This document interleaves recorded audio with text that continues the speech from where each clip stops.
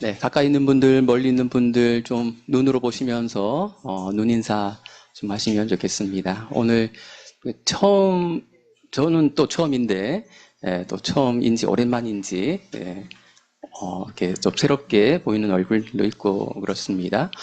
네, 줌으로 예배 드리시는 분들 한 10분 정도 계시는 것 같은데, 얼굴 보여주시고 또 서로 좀 인사하시면 좋겠습니다. 네, 제가 코가 별로 이렇게 예민하지를 못해서 제가 냄새를 잘 못 맡거든요. 남들이 뭐 이상한 냄새 난다 그래도 뭐 다행인지 불행인지 냄새를 잘 못 맡는데 요즘 코가 조금 뚫렸는지 밥이 익어가는 냄새가 막 이렇게 나더라고요.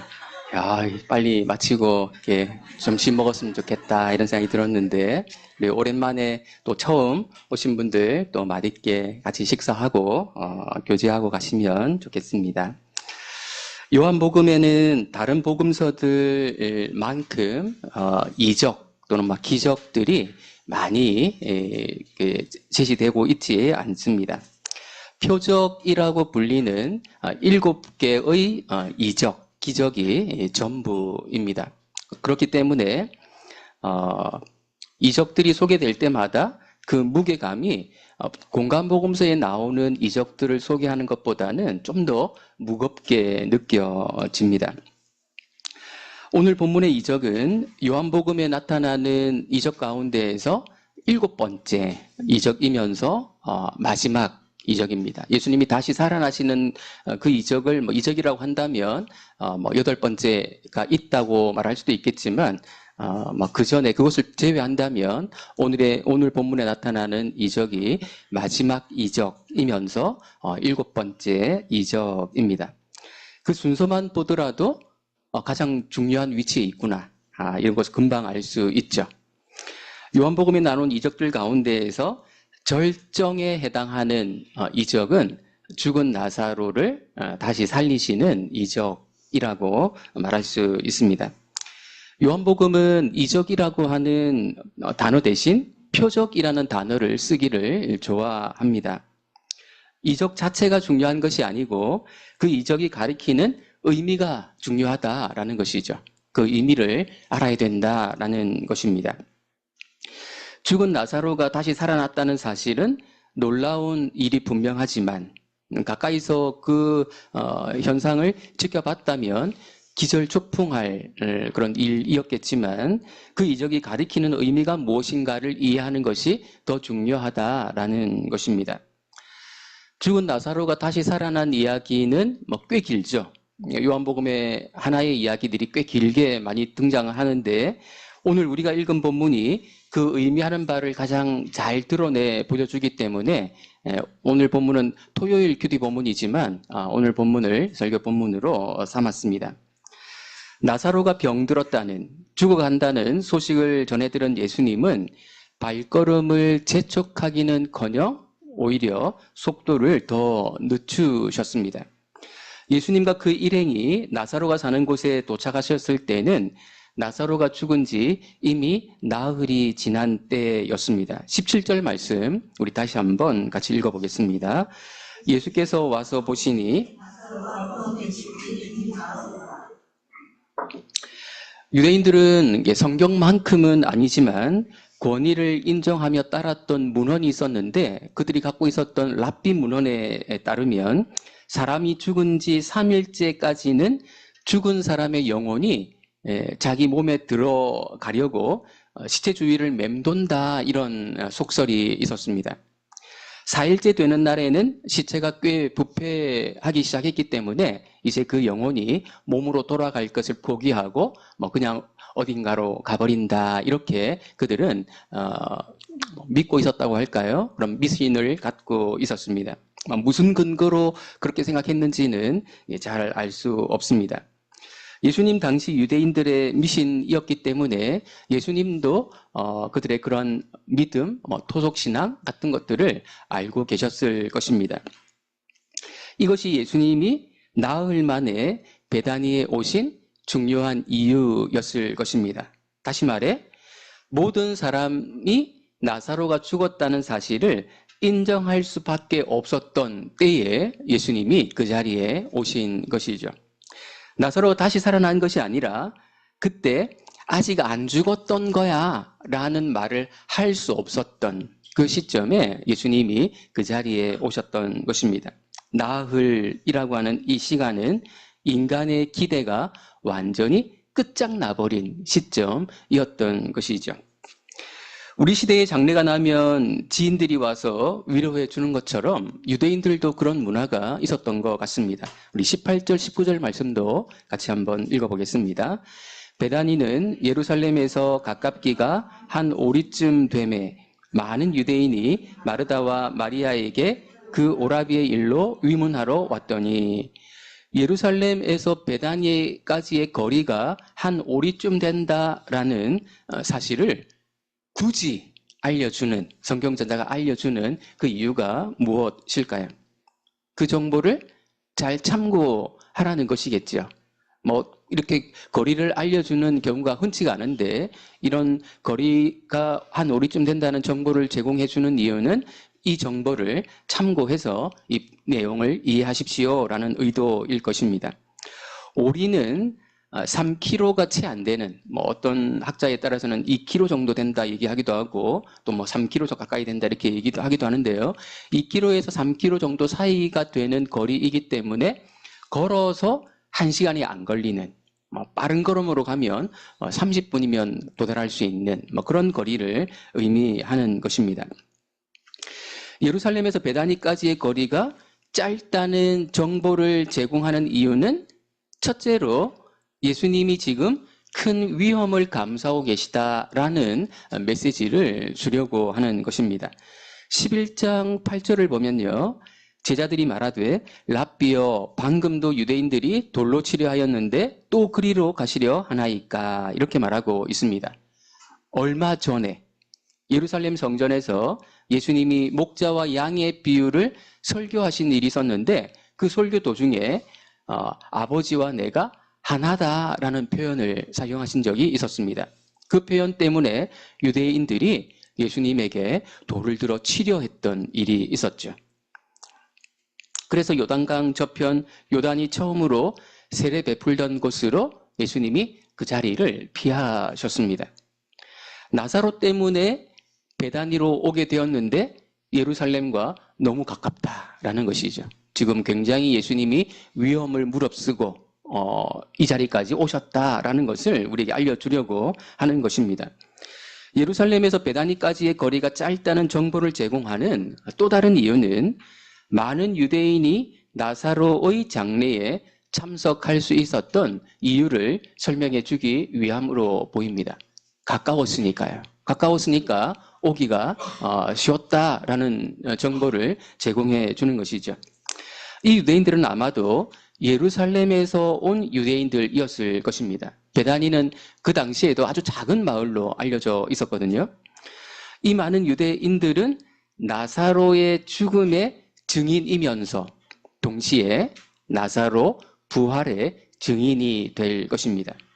나사로의 부활 사건이 소수의 사람들, 몇 사람에 의해서 꾸며진 일이 아니었다는 사실을 증언해 줄 사람들은 바로 예루살렘에서 위문하러 온, 조문하러 온 이 많은 유대인들이 될 것입니다. 예수님의 베다니 행은 위험을 감수한 일이면서 동시에 자신을 극적으로 계시할 수 있는 그런 기회가 되기도 했을 것입니다.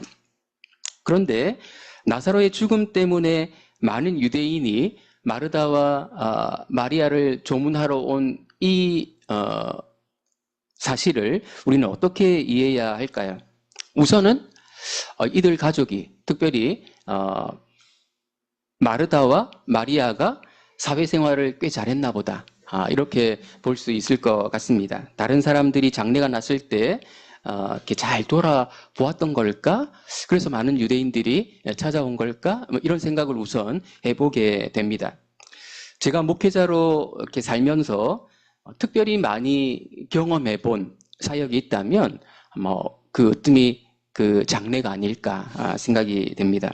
장례 때문에 전국 안 가본 데가 없었던 것 같습니다. 물론 목적지는 무슨 장례식장인데 그 장례식장에 가서 시간 여유가 있으면 또 같이 간 분들과 함께 잠깐 주변을 좀 돌아보고 올라왔던 그런 경험이 많이 있습니다. 우리나라가 엄청 땅이 크지는 않지만 지역별로 꽤 많이 다른 장례 풍습이 있다는 사실을 알고 계십니까? 요즘은 거의 화장을 하죠. 근데 십수년 전만 하더라도 매장을 많이 했던 것 같습니다. 뭐 매장과 화장이 뭐 반반 정도 되었던 것 같습니다. 한 번은 충청도 어느 지역에서 매장으로 장례를 했던 적이 있었는데 탈관을 해서 깜짝 놀랐던 적이 있었습니다. 매장지까지는 관을 가지고 올라가는데 산으로 막 올라가는데 이제 묘에 안장을 할 때에는 관을 이제 벗겨서 시신만 이렇게 땅에 매장을 하더라고요. 그때가 1월이어서 굉장히 추웠던 기억이 있는데 그 모습을 보니까 더 춥게 느껴지더라고요. 제주도에서도 장례를 인도했던 적이 있었는데 제주도는 또 많이 다른 그런 장례 풍습을 갖고 있었습니다. 한 집에 장례가 나면 마을 전체가 그 장례에 참여를 하고요. 그리고 상주마다 부조를 다 따로 하더라고요. 상주가 10명이면 부조 봉투를 10개를 준비해 와야 되는 거죠. 각 상주마다 물론 모르는 상주가 있으면 그 사람은 봉투를 주지 않는데 아는 상주에게는 각각 따로 봉투를 주는 그런 관습이 있었습니다. 사람들이 너무 많이 모여 있어서 적어도 5군데 장례는 낫는가 보다라고 생각했는데 한 집 장례에 마을 전체가 참여하기 때문에 그렇게 많은 사람들이 왔던 것이죠. 유대인들의 장례 풍습이 어떤지는 잘 모르겠는데 나사로의 장례에 많은 유대인들이 조문하러 왔습니다. 여기서 우리는 잠깐 나사로의 가족 이야기를 조금 정리해 보면 오늘 또 본문을 이해하는 데 도움이 되지 않을까 싶습니다. 지난 독서 토론 때 예수를 만난 사람들이라는 책을 함께 읽고 나누었었는데요. 그 책에 나오는 내용을 좀 소개하면서 이 가족 이야기를 좀 정리해 보면 좋겠습니다. 이 가족 이야기는 성경 여기저기에 흩어져 나타나는데요. 그 정보들을 좀 모으고 또 약간의 추론을 해서 이 가족 이야기를 좀 정리해서 소개해 드리면 이렇습니다. 먼저 나사로, 마르다, 마리아의 아버지는 나병 환자였던 시몬으로 추정이 됩니다. 뭐 어디에도 그의 아버지가 시몬이었다는 말은 없습니다. 그런데 여러 흩어져 있는 이야기들을 모아서 또 약간의 추정을 하면 그렇게 볼 수 있습니다. 마가복음을 보면 예수님이 베다니에서, 이 장소를 좀 잘 기억해 두십시오. 베다니에서 나병 환자였던 시몬의 집에 머무실 때 한 여자가 매우 값진 향유를 예수님께 부은 일이 소개됩니다. 그때 향유를 허비한다고 몇몇 사람들이 화를 냈다라는 사실도 마가복음에 기록이 되어 있습니다. 이 여자의 이름은 익명 처리되어 있습니다. 그런데 요한복음 12장을 보면 마리아가 예수님께 향유를 부었고 그때 가룟 유다가 이 마리아의 행위에 대해서 좀 비난하는 투로 말하는 내용이 나옵니다. 뭐 며칠 있으면 이 내용을 묵상하게 되실 겁니다.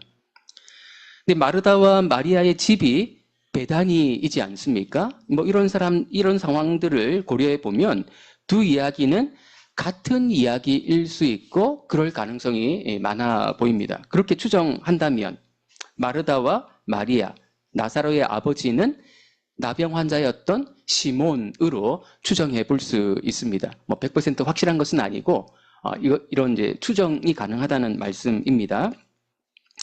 아마도 나병 환자였다가 예수님이 고쳐주시면서 이 가족과 인연이 시작이 되었고 예수님이 예루살렘에 오실 때마다 베다니를 방문하셨는데 바로 이 가정을 방문하셨던 것으로 이해할 수 있습니다.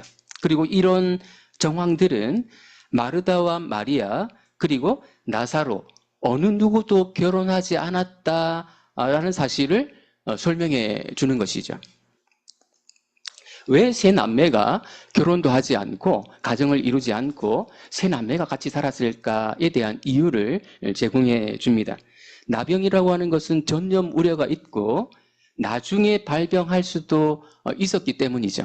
그래서 나중에 발병할 수 있기 때문에 이 세 남매는 결혼하지 않고 그냥 같이 살았던 것으로 보입니다. 많은 유대인들이 마르다와 마리아를 위로하러 왔던 것은 이 집안에 남자들이 다 사라지게 된 것과도 관련되어 있어 보입니다. 예수님이 베다니에 이르렀다는 소식이 마르다에게 전해졌습니다. 우리 20절 말씀 같이 한번 읽어보겠습니다. 마르다는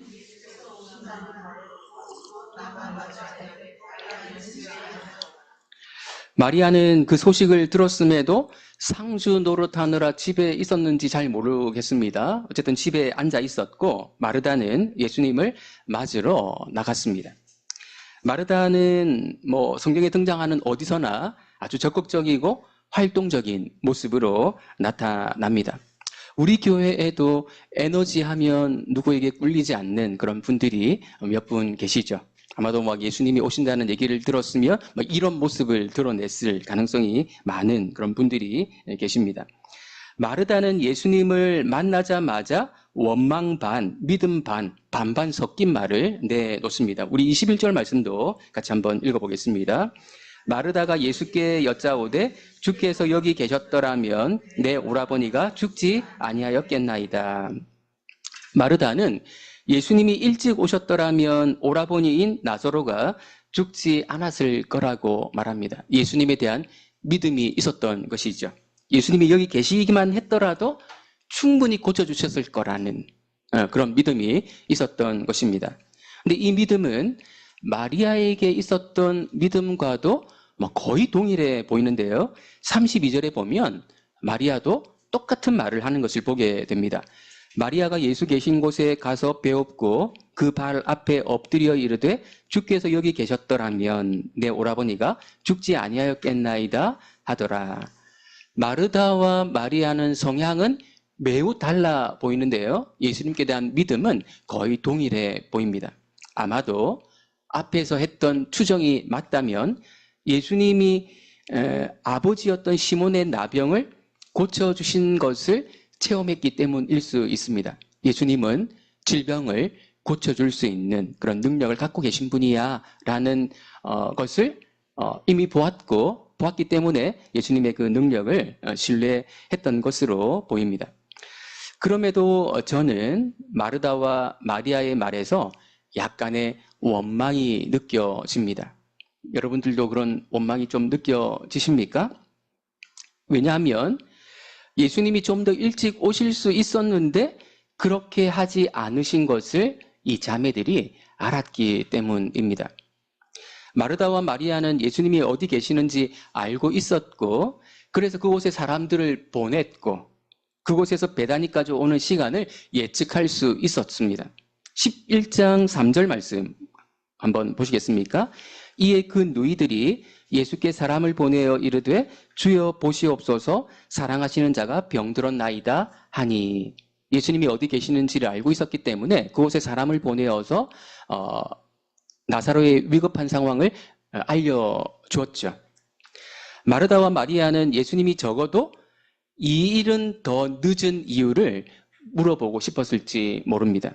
보통은 이런 경우 서둘러서 하루라도 더 빨리 오는 것이 상식이기 때문입니다. 나사로의 죽음은 단지 가족을 먼저 떠나보내는 슬픈 일 정도는 아니었습니다. 그 정도만은 아니었습니다. 그것이 컸겠지만 나사로의 죽음은 마르다와 마리아에게는 매우 현실적인 문제이기도 했습니다. 가족의 죽음은 슬픈 것뿐 아니라 현실적인 문제와 엮여 있죠. 나사로가 죽었기 때문에 이제 이 가정에는 남자가 다 사라지게 된 것입니다. 우리 시대에는 그게 어쨌다고 그럴 수 있겠지만 그 시대에는 보통 일이 아니었습니다. 여자들은 경제 활동을 할 수 없었을 뿐 아니라 가문을 이을 수 없었기 때문에 가까운 남자 친척에게 그 재산을, 땅과 기업을 다 물려줘야 했습니다. 다시 말해 한 집안에서 남자의 부재는 극빈층으로의 전락을 의미했습니다. 12장에 보면 마리아가 지극히 비싼 향유를 예수님의 발에 붓는 장면이 소개가 되는데요. 아마도 이런 상황을 모면케 해주신 것에 대한 감사로 해석되기도 합니다.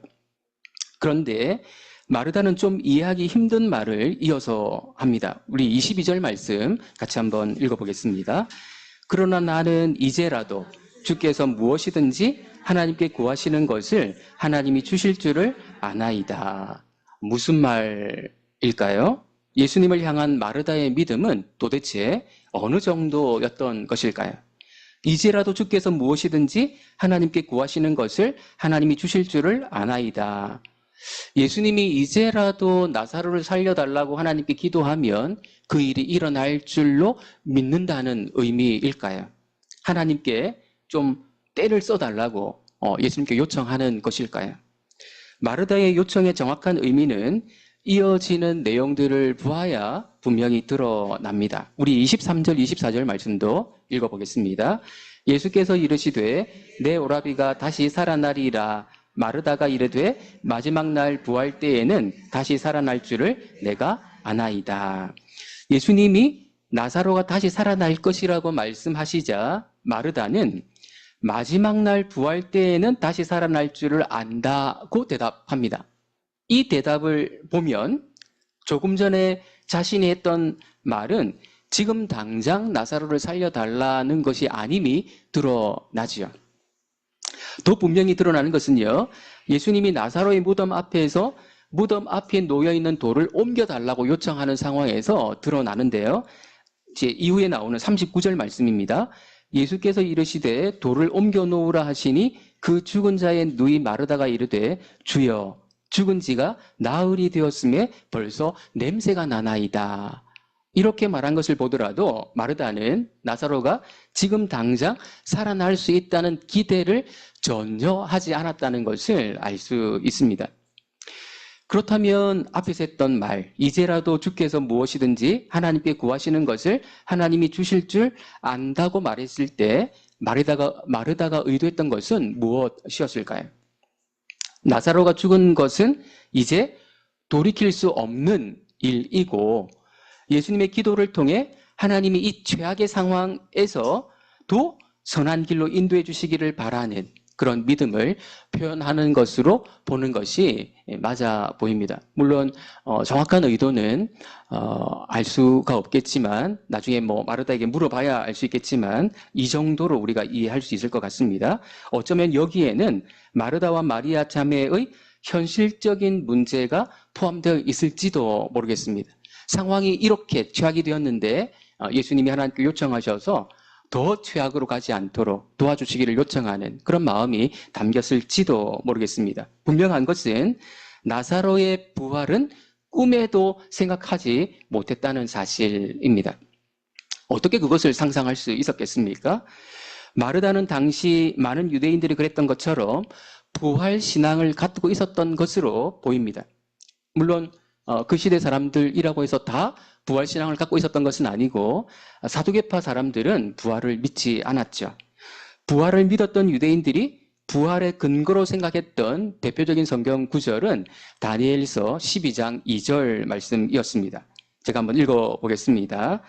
땅의 티끌 가운데에서 자는 자 중에서 많은 사람이 깨어나 영생을 받는 자도 있겠고 수치를 당하여서 영원히 부끄러움을 당할 자도 있을 것이며 앞에 약간 문학적인 표현으로 소개되는데요. 땅의 티끌 가운데에서 자는 자, 곧 죽은 자 중에서 많은 사람이 깨어난다라고 말합니다. 부활한다는 것이죠. 그리고 그 중에 영원한 생명을 받는 사람도 있고 그리고 영원한 부끄러움을 당하는 자도 있다. 나중에 예수님이 선한 일을 행한 자는 생명의 부활로 또 악한 일을 행한 자는 심판의 부활로 나오리라고 말씀하신 바 있는데 그 내용과 유사한 내용이 이미 다니엘서에 소개되었던 것이죠. 이 구절 외에도 구약 성경 이야기의 뼈대라고 말할 수 있는 언약들 기억하십니까? 그 언약들은 영원한 약속으로 주어진 것들이죠.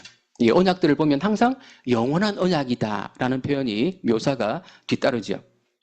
영원한 약속이 이루어지기 위해서는 부활이 필수 전제가 된다고 말할 수 있습니다. 그리고 마르다를 포함한 많은 유대인들은 그 부활이 마지막 날, 즉 미래에 일어날 것이라고 알고 있었고 기대하고 있었습니다. 부활 신앙은 있었지만 충분하지는 않았다, 이렇게 말할 수 있고요. 그들은 어떻게 부활에 이르게 되는지를 몰랐다고 말할 수 있습니다. 이에 예수님은 마르다의 부활 신앙을 완전히 새롭게 하시는 말씀을 주시는데요. 25절, 26절 말씀, 이제 오늘 본문의 핵심적인 그런 말씀이라고 말할 수 있는데요. 같이 한번 읽어보겠습니다. 예수께서 이르시되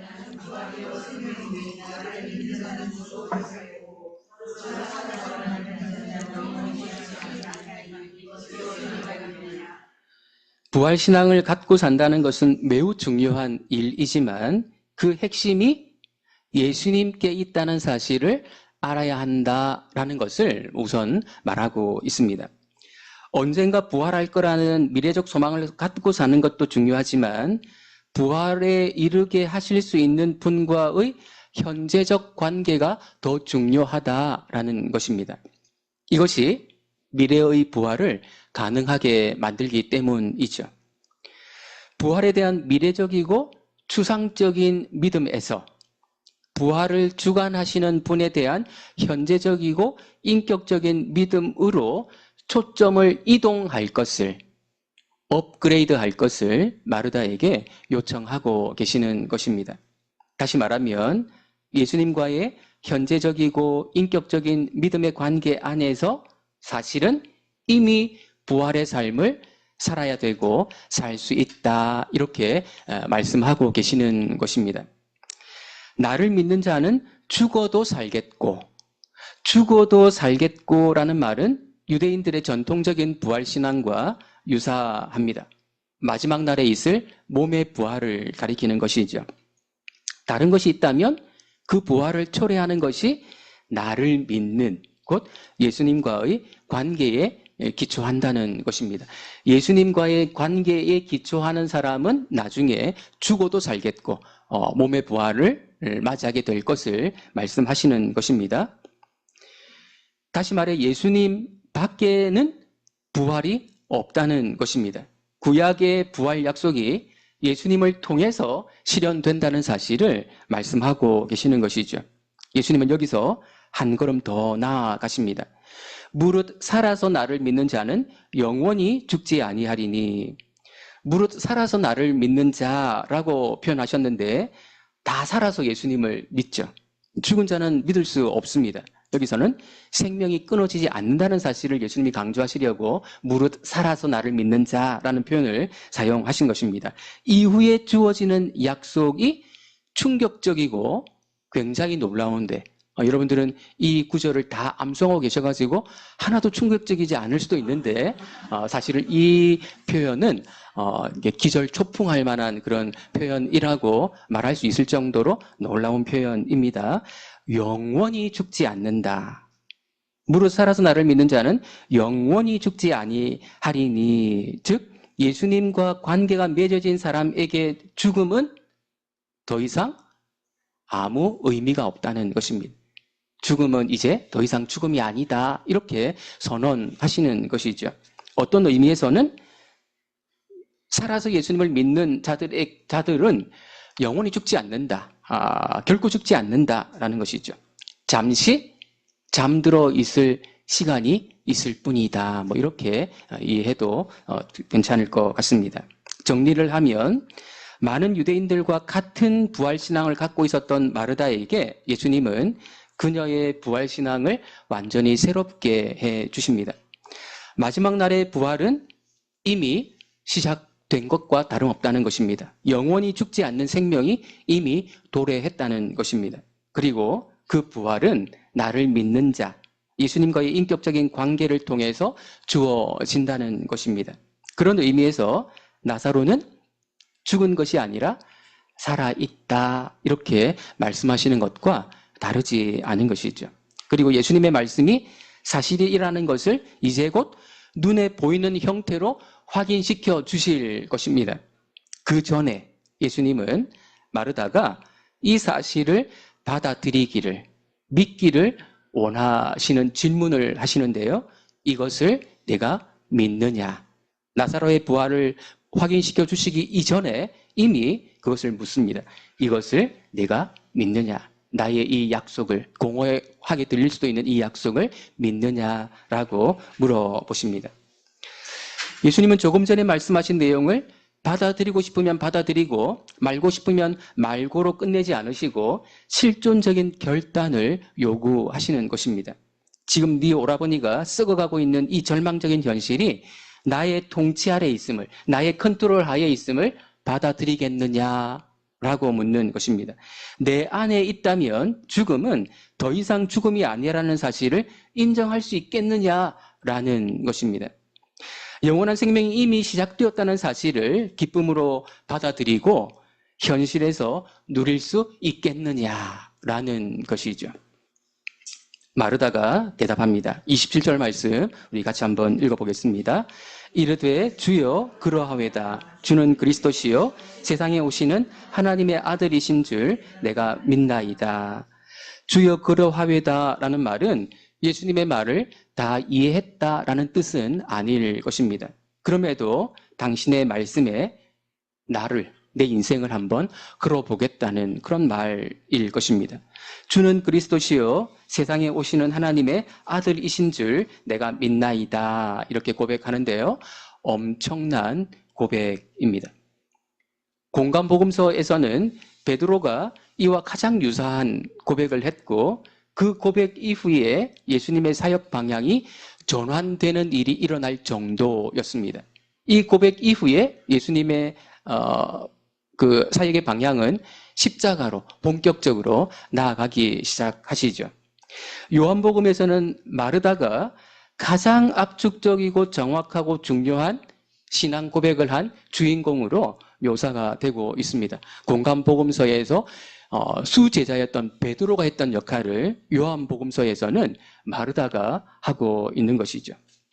그리스도와 하나님의 아들은 모두 왕을 가리키는 호칭입니다. 우리는 왕정시대를 살아보지 않아서 도저히 실감나지 않지만 왕은 어떤 존재인가 하면 명령하면 그 명령이 그대로 시행되게 만드는 최고의 권력자입니다. 특히 하나님의 아들로서의 왕은 그 권세가 더 하면 더 했지 덜 하지는 않을 것입니다. 왕이 용서하면 용서받는 것입니다. 죄사함이 복음이냐 이렇게 우리 지난주에 청년부에서 공부를 했었는데요. 예수님이 왕이시다라는 사실이 복음이다. 왜냐하면 그분은 왕이시기 때문에 용서할 수 있는 그런 자격이 있기 때문이거든요. 왕이 부활을 명하면 부활이 일어나는 것이죠. 그분의 뜻대로 다 된다는 것입니다. 예수님이 그리스도시요 하나님의 아들이라는 고백은 예수님의 말씀이 그대로 시행될 것을 믿는다는 그런 고백입니다. 모든 것을 제가 다 정확하게 이해할 수는 없지만 당신의 말대로 될 줄로 나는 믿습니다라는 고백입니다. 오늘 말씀을 마무리하겠습니다. 어떤 유명한 학자는 요한복음의 전반부인 12장까지를 표적의 책이라고 요약을 했습니다. 요한복음의 전반부가 표적을 다루고 있기 때문입니다. 그 표적의 절정에 있는 것이 나사로를 살린 이 표적입니다. 지금까지 예수님은 여러 모양으로 당신을 계시해 오셨는데 이 절정의 자리에서 당신이 곧 부활이요 생명이라는 사실을 계시해 보이십니다. 구약에 약속된 부활, 하나님이 주시는 것으로 알려진 생명을 예수님이 주신다. 예수님을 통해서 이 모든 것들을 받을 수 있다라는 사실을 확인시켜 주고 계십니다. 모든 인간들의, 모든 인생들의 최대 문제는 죽음입니다. 이 문제 앞에서 어느 인간도 자신만만할 수 없습니다. 죽음 앞에 우리는 두려울 수밖에 없는 연약한 존재들이죠. 그러나 예수님은 내가 부활이요 생명이라고 선언하심으로 죽음의 문제가 예수님 안에서 극복되었다는 사실을 선포하십니다. 예수님을 그리스도여 하나님의 아들로 고백하는 사람은 이미 부활의 삶을 살고 있는 것이며 죽음은 무의미한 것이라고 선언하십니다. 그리고 마르다에게 그렇게 하셨던 것처럼 이 교훈을 듣고 있는 우리들에게도 이것을 내가 믿느냐라고 도전하십니다. 실존적인 결단을 촉구하십니다. 부활은 죽고 나서 받는 사후 보험이 아니라 오늘 나를 짓누르는 죽음의 그림자, 우울, 불안, 무력감을 걷어내는 현재의 권능이라는 사실을 받아들이겠느냐라는 것입니다. 미래에 경험하게 될, 누리게 될 그 부활의 능력을 오늘 여기서 누리며 살아갈 수 있겠느냐라는 것이죠. 오늘 예수님과 인격적으로 관계를 맺고 살아감으로 그분의 말씀에 늘 귀 기울이는 자세로 살아감으로 지금 여기서 이미 부활을 살아가시는 저와 여러분들 되시기를 예수님의 이름으로 축원드립니다. 기도하겠습니다.